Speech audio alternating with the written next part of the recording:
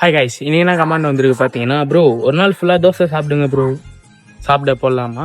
நானும் காலையில் வீட்லேயே முட்டை தோசை சொல்லலான்னு சொல்லிட்டு தோசை ஊற்றிட்டு அதில் முட்டையை ஊற்றி விட்டுட்டு உப்பு மிளகாத்தூள்லாம் போட்டுட்டு அதுக்கு மேலேயே கொஞ்சம் தக்காளி சட்னா வச்சு மடித்து நானும் பிளேட்டில் எடுத்து வச்சுட்டேன். சரி சாப்பிட்லான்னு சொல்லிட்டு எடுத்துகிட்டு வந்தேன். சரி ஓப்பன் பண்ணி பார்த்தா செம்ம கலர்ஃபுல்லாக இருந்துச்சு. சரி நானும் எடுத்து சரி ஃபஸ்ட்டு கொஞ்சம் எடுத்து சாப்பிட்டேன். சும்மா டேஸ்ட்டு சும்மா வேறு லெவலில் இருந்துச்சு. சரி மத்தியம் வீட்டு பக்கத்தில் இருக்க தள்ளுவண்டி கடைக்கு போயிட்டு அக்கா கிட்ட ஒரு தோசை தான் ஊற்றி தர சொன்னேன். அக்காவும் ஒரு நைஸ் தோசை பெருசாக ஒன்று ஊற்றி கொடுத்தாங்க.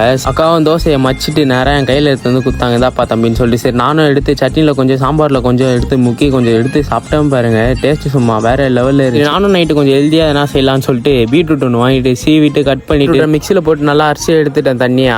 அப்படியே அது மாவில் மிக்ஸ் பண்ணிட்டு நல்லா தோசைகளில் எப்போ ஊற்றுற மாரி தோசை பெருசாக ஊற்றிட்டு ஒரு முட்டையை ஒன்று வச்சு ஊற்றிட்டேன். ரெடி ஆயிடுச்சு. ரெடியான தோசை பிளேட் எடுத்து வச்சுட்டு வீட்டில் செஞ்ச இட்லி பொடியில் எண்ணெயை மிக்ஸ் பண்ணி எடுத்து சாப்பிட்டேன் பாருங்க. டேஸ்ட் பிரமாதமாக இருந்துச்சு. இதோட நீங்கள் சொன்ன ராஸ் முடியுது. நெக்ஸ்ட் ராஸ் பண்ணலாம்னு சொல்லிட்டு என்னை ஃபாலோ பண்ணிட்டு ஒரு கமெண்ட் பண்ணுங்க. Bye bye.